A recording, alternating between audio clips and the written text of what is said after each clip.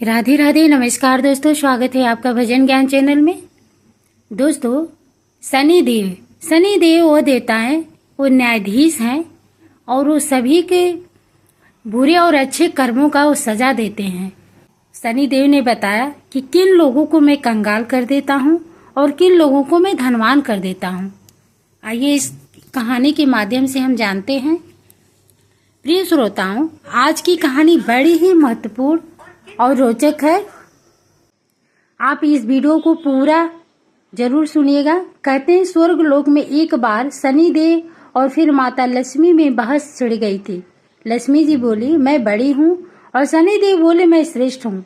दोनों के बीच जब निर्णय नहीं हो पाया कि दोनों में श्रेष्ठ कौन है, बड़ा कौन है, तो उन्होंने धरती लोक पर किसी ईमानदार राजा से अपना फैसला कराने का निश्चय किया। उन दिनों धरती पर प्रयागराज में एक श्री वत्स लाल एम नाम के राजा रहते थे। वे अपने न्याय के लिए दूर दूर तक प्रसिद्ध थे। शनिदेव और माता लक्ष्मी राजा श्री वत्स के पास गए और झगड़े की वजह बताई कि हम दोनों में यह सिद्ध नहीं हो पा रहा है कि श्रेष्ठ कौन है।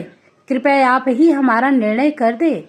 शनिदेव और माता लक्ष्मी की बात सुनकर राजा श्री वत्स बहुत बड़े संकट में फंस गए कि दोनों में से किसको मैं बड़ा कहूँ। यदि शनिदेव को बड़ा बता दिया तो माता लक्ष्मी रूठ जाएंगी और लक्ष्मी रूठ गई तो हमारे राज्य की सारी धन वैभव संपदा नष्ट हो जाएगी। यह शनिदेव को रुष्ट कर दिया। यदि शनिदेव को रुष्ट कर दिया तो शनिदेव अपनी दृष्टि से सब नष्ट भ्रष्ट कर डालेंगे। राजा साहब जब किसी नतीजे पर नहीं पहुंचे तो शनिदेव और लक्ष्मी जी उन्हें 1 माह का समय देकर चले गए और कहा कि हम 1 माह बाद आएंगे। तब तुम खूब सोच विचार लो। दर्शक बंधुओं, उनके जाने के बाद राजा की रातों की नींद हराम हो गई। वे हर क्षण इसी बात को लेकर चिंतित रहने लगे कि 1 माह के बाद जब शनिदेव और माता लक्ष्मी आएंगे तो वे किसे श्रेष्ठ बताएंगे, क्या निर्णय देंगे। उनके सामने विकट परिस्थिति पैदा हो गई। वे जानते थे कि एक को बड़ा बताएंगे तो दूसरा नाराज जरूर होगा और उन पर, उनके राज्य पर बहुत बड़ा संकट आ सकता है। राजा की वैष्णवी नाम की एक पतिव्रता रानी थी। पति को अत्यंत चिंता में देखकर रानी ने पूछा, महाराज आप किस बात को लेकर परेशान हैं? कृपया अपना दुख हमसे कहिए। राजा ने अपनी पत्नी को सारा हाल कह सुनाया। रानी ने राजा को एक सुझाव दिया कि देखो, तुम अपने मुख से किसी को बड़ा या छोटा मत बताओ। अपनी अपनी जगह दोनों श्रेष्ठ हैं। उनके बड़े छोटे का फैसला आप उन्हीं पे छोड़ दो। आप एक काम करो, एक सोने का और एक चांदी का सिंहासन बनवाओ। दोनों का आसन अपने सिंहासन के दाईं और बाईं ओर रखवा दो। सोने का सिंहासन आप अपने सिंहासन से दाईं ओर लगवाना और चांदी का सिंहासन बाईं ओर। 1 माह बाद जब शनिदेव और माता लक्ष्मी दोबारा आई तो लक्ष्मी जी आपके दाईं ओर आकर आसन ग्रहण करेंगी, क्योंकि वह माता स्वरूप हैं, और शनिदेव आपके बाईं ओर वाले आसन पर बैठ जाएंगे। जब वो पूछे तो आप उनको किसी भी प्रश्न का उत्तर मत देना। जब वे बहुत पूछे तो उनसे कह देना कि आप लोगों ने अपनी श्रेष्ठता का फैसला स्वयं कर लीजिए। मैं क्या जवाब दूं? रानी वैष्णवी की बात राजा को सही लगी। दर्शक बंधुओं, इधर 1 महीने के बाद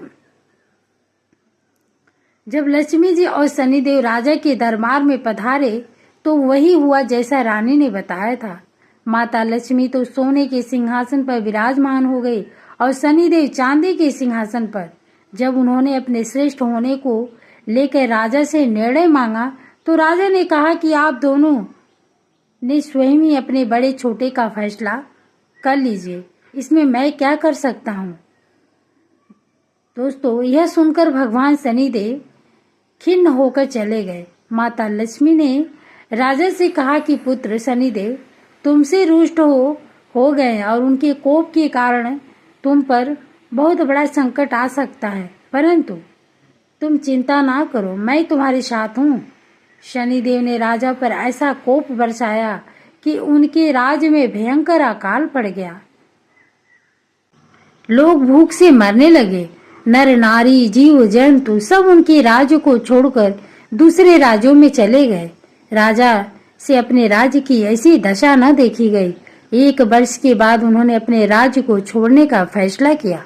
अब वे अपनी पत्नी वैष्णु को साथ लेकर घर से निकल पड़े। एक पोटली में उन्होंने हीरे जवाहरात तथा कुछ जेवर आभूषण बांध लिए। सोचा जहाँ रहेंगे वहाँ विपत्ति में यह बहुत काम आएंगे। इन्हें बेचकर हम अपना गुजारा कर लेंगे। राजा रानी घर से निकले ही थे कि उसी समय भयंकर आंधी तूफान आ गया। चारों तरफ अंधकार छा गया। वे उस अंधेरे के कारण रास्ता भटक गए।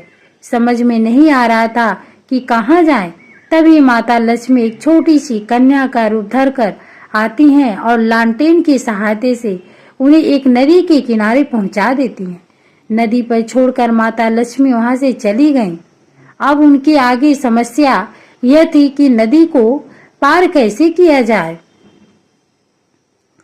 उसी समय शनिदेव एक नाविक का रूप बनाकर नाव लेकर उसी किनारे पर जा पहुंचे जहां राजा रानी खड़े थे। राजा ने नाविक से नदी के उस पार जाने का आग्रह किया। नाविक ने कहा कि देखो भाई, हम तुम्हें उस पार पहुंचा तो देंगे, परंतु हमारी नाव बहुत कमजोर है। इसमें एक बार में एक ही बैठ सकता है। राजा ने कहा चलो एक एक करके ही उतार दो। अब पहले तो नाविक रानी को उस पार पहुंचाया, फिर राजा को ले गया। तीसरी बार उस नाविक ने राजा की धन की पोटली रख ली, लेकिन वह नाविक तो स्वयं शनिदेव थे, इसलिए वह धन की पोटली लेकर नदी के बीचों बीच से गायब हो गए। अब तो उनके पास जो धन था वो भी नहीं रहा। भोजन का संकट खड़ा हो गया। भगवान की इच्छा समझकर वो वहां से आगे को चल दिए।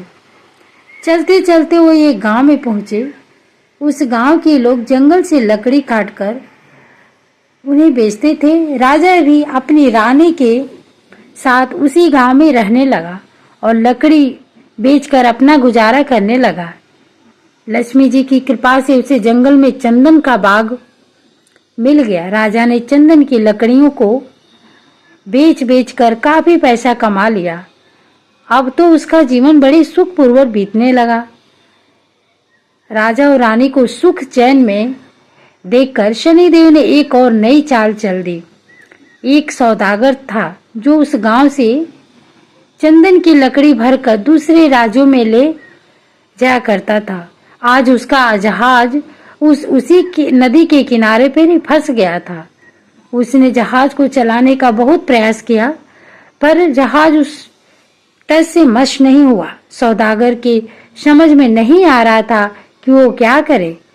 तभी शनिदेव एक ब्राह्मण का रूप बनाकर उस सौदागर के पास आए और बोले, सौदागर, तेरा जहाज को कोई नहीं चला सकता, लेकिन एक उपाय है। यदि कोई पतिव्रता स्त्री तेरे जहाज में हाथ लगा दे तो तेरी नाव चलने लगेगी। सौदागर ने वैसा ही किया। पूरे गांव की स्त्रियों को बुलाया और सबने जहाज को छुआ, पर जहाज फिर भी नहीं चला। किसी ने बताया कि गांव में अभी एक स्त्री बाकी रह गई है जो यहाँ नई आई है। सौदागर स्वयं चलकर उसके घर गया। वो स्त्री कोई नई रानी वैष्णु थी। सौदागर ने जब रानी के पास निमंत्रण भेजा तो रानी ने वहां जाने से इनकार कर दिया और कहा कि इस समय मेरे पति जंगल में लकड़ी काटने गए हैं, मैं तुम्हारे जहाज के पास नहीं जा सकती। सौदागर के आदमी ने आपस में वापस जाकर उसकी सारी बात बता दी। सौदागर समझ गया कि यही औरत पतिव्रता है और यही उसके जहाज को निकाल सकती है। वह शाम को फिर उसके घर गया। उस समय राजा घर पर ही थे और इसलिए उसने निमंत्रण स्वीकार कर लिया। जब राजा ने रानी से कहा कि वे जहाज को छू दे तो जिसके कि वह निकल सके, तो रानी ने अपने पति की कहने पर जहाज को छू दिया और जहाज हिलने लगा। यह देखकर सौदागर के मन में पाप जागा कि क्यों न मैं इसको अपने साथ ले चलूं। यह स्त्री बहुत सुंदर भी है और यदि कहीं जहाज फिर से फंस गया तो इससे छूकर उसे निकलवा लूंगा। यह सोचते ही उसने वैष्णु को अपने साथ खींच लिया और जहाज लेकर चल दिया। श्रीवत्स चिल्लाता रह गया, परंतु उस समय तक जहाज काफी दूर जा चुका था। रानी अत्यंत रूपवती थी। उसको देखकर सौदागर के मन में पाप आ गया। वह उसको अपनी पत्नी बनाने की इच्छा करने लगा। रानी ने सौदागर की छेड़छाड़ से तंग आकर सूर्य देवता से प्रार्थना की उसको अपनी की रक्षा करने के लिए कोढ़ दे दे। उसकी प्रार्थना स्वीकार सूर्य भगवान ने स्वीकार कर लिया। भगवान सूर्य ने उसकी प्रार्थना सुन ली। उसी समय रानी के शरीर से कोढ़ फूट गया। वो एकदम से कुरूप हो गई। उसके कुरूप शरीर को देखकर सौदागर उसके पास नहीं जाता था। वह हमेशा उसे अपने साथ रखता था। इधर राजा रोते बिलखते नदी किनारे से चल पड़े। वह इसी उम्मीद में थे कि यदि जहाज उस तरफ से गुजरा तो वह अपनी पत्नी को छुड़ा लेंगे। आखिर उसको जहाज का कहीं पता नहीं चला तो वो नदी किनारे आश्रम के साधुओं के साथ रहने लगा। अब तो राजा वहां पर साधुओं की सेवा करता था, उनकी गायों को चराता था और गायों के गोबर से उपले बनाता था। वो उपले लक्ष्मी जी की कृपा से सोने के बन जाते थे। इस प्रकार कुछ ही दिनों में इसके पास ढेर सारी सोने की ईंट हो गई। एक दिन जब जो सौदागर राजा की पत्नी को ले गया था, उसका जहाज उसी नदी में आया। राजा ने सौदागर को पहचान लिया। उसने सौदागर को ईंट दिखाकर कहा, यदि सौदागर उसको साथ ले चले तो वह सोने की ईंट सौदागर को दे देगा। सौदागर ने राजा को पहचान तो लिया था, परंतु सोने की ईंटों के लालच में उसे अपने पास बैठा लिया। ईंटों को भी जहाज में भरवा लिया। जब जहाज चल पड़ा तो सौदागर ने राजा को नदी में फेंक दिया। राजा की चीख पुकार राजा की रानी ने सुन ली और उसने तुरंत एक तकिया जल में फेंक दिया। उस तकिए के सहारे से राजा एक पुल पर पहुंच गया। राजा को वहां के लोगों ने निकाल लिया। उन लोगों ने राजा से पूछा कि वो कौन है और कहां से आया है। तो राजा ने कहा कि वह एक अत्यंत दुखी आदमी है। उसका सब कुछ लुट गया है। उसके पास कुछ भी नहीं बचा है। वहां के लोग उसको पकड़कर राजा के पास ले गए। श्री वत्स ने राजा से नौकरी मांगी। राजा ने वत्स को अपने यहाँ बगीचे में माली का काम दिया। प्रिय दोस्तों, राजा की एक पुत्री थी। उसके लिए नित्य फूलों का सुंदर गजरा एक मालिन लाती थी। एक दिन राजकुमारी ने मालिन से पूछा कि आजकल गजरे कौन बनाता है? बहुत सुंदर गजरे बनाता है। मालिन ने राजकुमारी को बताया कि एक नया नौकर आया है जो बड़े ही सुंदर गजरे बनाता है। राजकुमारी ने उस नौकर को देखने की इच्छा जताई। जब उसने राजा को देखा तो उस पर मोहित हो गई और राजा से ही ब्याह करने की जिद ठान ली। राजा ने बहुत मना किया, परंतु जब राजकुमारी नहीं मानी तो उन्होंने लाचार होकर दोनों का ब्याह कर दिया और जंगल में एक मकान दे दिया। धीरे धीरे समय बीतता चला गया। कुछ दिन बीते तो राजा श्रीवत्स ने राजकुमारी से कहा कि ऐसे बेकार बैठे रहकर मेरा मन नहीं लगता है। तुम अपने पिता से कहो कि हम मुझको जहाजों की चुंगी का ठेका दे दें। राजकुमारी ने अपने पिता से यह प्रस्ताव रखा तो राजा ने भी कहा ठीक है। अब तो श्रीवत्स अपने आने वाले जहाजों से चुंगी लेता था। इसी प्रकार जब 7 वर्ष बीत गए, शनिदेव का प्रभाव खत्म होने को आया। एक दिन सौदागर का जहाज वहीं से निकला तो श्रीवत्स ने उस जहाज को रोककर उसे आगे जाने से रोक दिया। सौदागर को यह देखकर बड़ा क्रोध आया। वह तुरंत शिकायत लेकर राजा के पास पहुंचा। राजा ने जब श्रीवत्स से पूछा कि वो सौदागर के जहाज को क्यों नहीं जाने दे रहा है, तो श्रीवत्स ने बताया कि महाराज, इस सौदागर के पास मेरी सोने की ईंट है, ये मेरी सोने की ईंट नहीं दे रहा है। राजा ने कहा, तुम्हारे पास क्या प्रमाण है कि इसके पास जो ईंट है वो आपकी ही है? तो श्री वत्स ने कहा, महाराज आप इसे दरबार में सब लोगों के सामने बुलाइए, वे ईंट एक तरफ से जुड़ी हुई है। यदि सौदागर ईंट खोल देता है तो यह सारी ईंट उसकी है। यदि वह ईंट नहीं खोल पाता है तो उन ईंटों को मैं खोल कर दिखाऊंगा। वह ईंटों को दरबार में लाया और सौदागर से कहा गया कि यदि यह तुम्हारी सोने की ईंट है तो तुम्हें इन्हें खोल दो, और यदि तुम नहीं खोल पाते हो तो वह ईंट तुमसे ली जाएगी। दर्शक बंधु, सौदागर शाम तक इन ईंटों को खोलने का प्रयास करता रहा, परंतु उसने एक भी ईंट नहीं खोली।